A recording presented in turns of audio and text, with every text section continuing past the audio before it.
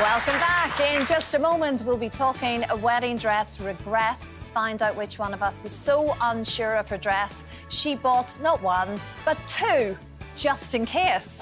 I mean, that's just planning as far as I'm concerned. Anyway, competition time now, and Jake has all the details. Hello from Norfolk, and I've got the best summer prize just for you. It all kicks off with £100,000 in tax-free cash. Just imagine what you could do with that mammoth amount of money. I tell you what you won't need, and that's a brand new holiday home, because we've got you covered. Yes, prize number 2 is a Lovat Park holiday home, sited at their coastal park in Norfolk, and it's worth £120,000. It comes fully furnished with its own fitted kitchen, its own private decking, and it sleeps up to 6 people. Not everyone in this bedroom, there is other beds available. It's literally a home away from home.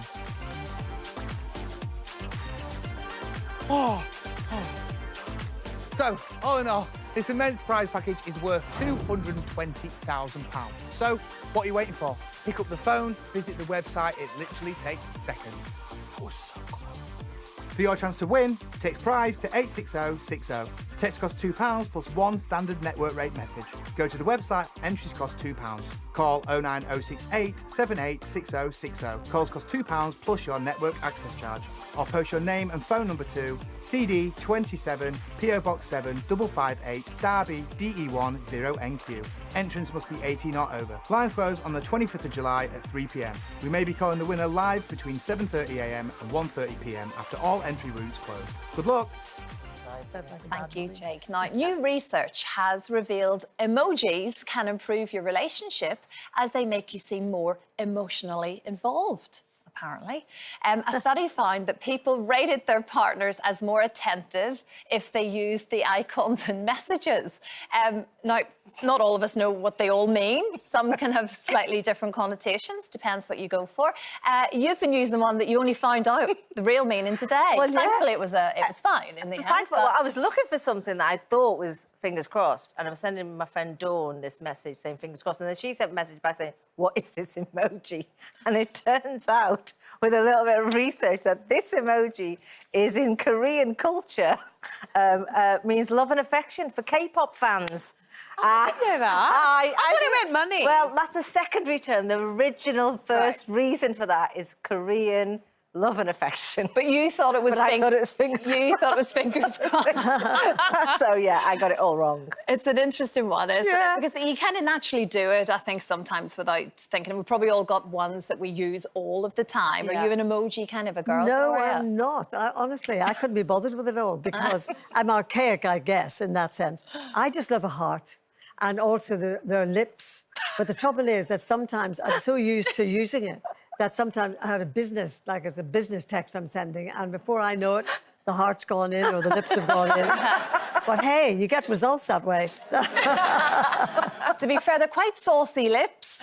Well, I don't care. You see, it's fine because I know how to get that, and I know how to find a nice little heart as well. Yes, okay. That suits me. What's your emoji of choice? It's probably, because there's so many pictures of children going back and forth to my mum and dad and sister and everything else, it's probably the little sort of smiley one with the little hearts around it. Yeah. You know that one? Yeah. Or I like happy heart. ones. That happy one is nice. That, or in amongst my friends, it's the laughy one. You know, but as in the proper laughy one. So we can, that one, or the one that's on the side with the tears. There's a lot of that going on because I do like a funny meme. So if I think it's appropriate to someone, I'll send it. And so I'll do a bit of that. But that's kind of where it ends. I'm not too into it. I'm not into the sticker thing. Oh my God, my husband's sticker obsessed. is the thing. Yes. Oh, so how does that work? So the sticker is it's like the next level from the emoji. So a sticker is when basically my husband takes a picture of me, which I'm unaware of. Usually I'm asleep. Look how unflattering that they are. He'll take a pic and then he'll make it into a sticker and then he'll send it to me when I'm at work or wherever I'm out.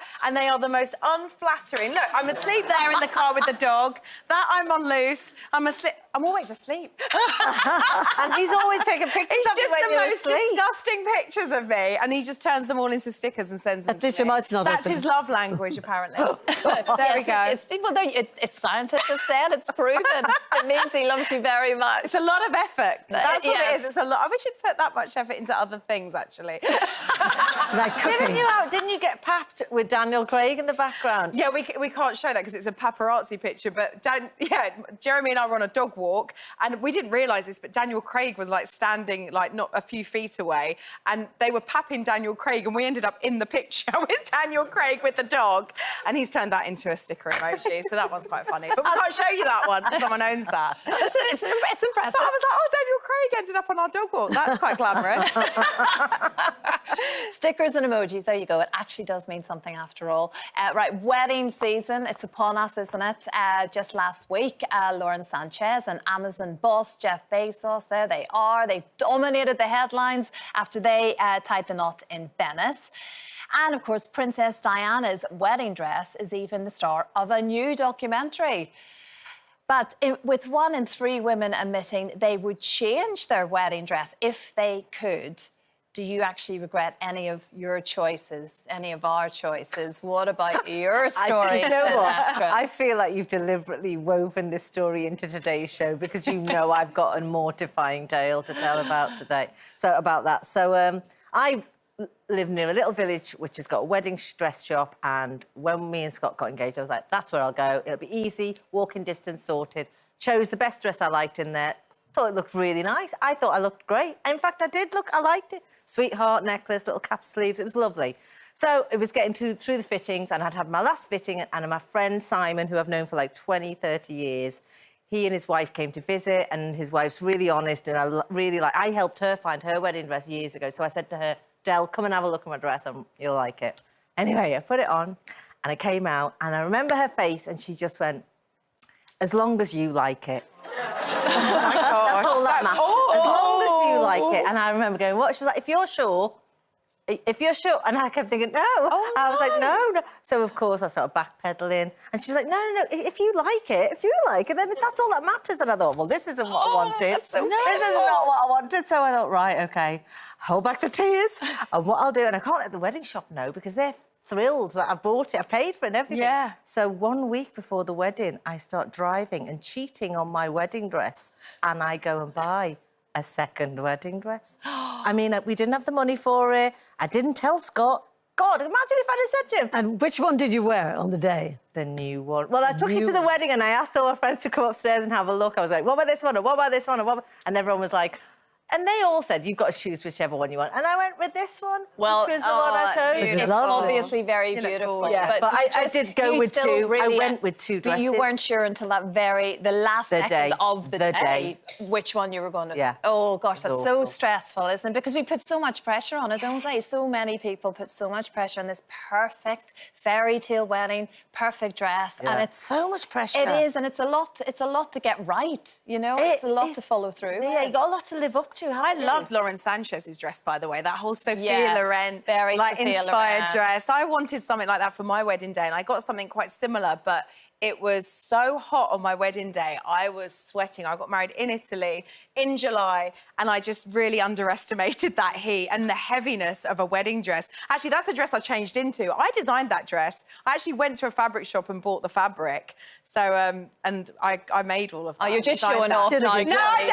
had a few changes, but I was really like sweating and sweating and sweating. So luckily I did have some backups. But yeah, I was like you, I had a few options because you just never know how you're going to feel on the day. and then, you see, when you get married for the second time, as I did, it was in my 50s then when I got married to Stephen. And so you don't want the sort of frou-frou dress or you're not sure what to get. So in the end, I had like a frock coat thing, you know, which had a nice train on it. But I wanted the hat. And so somebody in the audience might remember Diana Durbin, who used to be in the movies and everything. And I wanted a Diana Durbin type hat, which is this. But the maker of it, who's sadly not with us anymore, he said, but your husband won't be able to get under the brim to kiss you. And I went, will he learn? You know, he'll just have to do it. He'll have to. And the hat actually had a big, big, long train as well as the coat. On the hat? And it had spangles on it and everything, and I loved it. Oh, you look and you felt special and you looked beautiful. What about you? Do you know, I was very blessed with a wonderful friend who is a wedding designer. She makes lots of dresses for lots of people now. Suzanne Neville is her name. And I went for one fitting and that was it. I just trusted her. This is me getting out of the like a car. film But star. that's Suzanne Love on that. is that's stunning. Suzanne on the right-hand You side. just So let she was her with me trust you. on the day to completely look after me. So I was completely blessed with. I just trusted everything that she said. That's great. And, Oh, and Christy, I you look just- stunning. That's amazing. But That's a actually, weirdly, beautiful dress. we got married at Christmas time, so I was the opposite to you. It was really cold, so You I look went for the stunning. sleeve with her. But it was one fitting, and she did it, and it was actually a little bit tight of me on my wedding day, and so she had to let a few buttons out and everything on the morning. But I just trusted her, so it's That's you know. amazing. Where is your You dress got it now? It's all parcels up at home, but yeah, it's hopefully moth free. I did my best, but like I say, it was all to do with having someone that I thought, look, could this is trust what you do. But with a and I'm figure like happy to yours, let come you. on. Yeah. She's going to get it Don't know right. about that. Well, she had to let the buttons out on the day of the wedding, so I'm not so sure about that. But yeah, it is such a stressful thing, but equally so. You get many's a good story from it, don't you, afterwards? do. Yeah. You did it in the end. more You about the picked the dress right than the one. bride, I It think. is, very much so. Thanks for your company today, everybody. That's all we've got time for. Tomorrow, the hills are alive. We are celebrating 60 years of the sound of music. Have a great day. We'll see you soon. Bye-bye.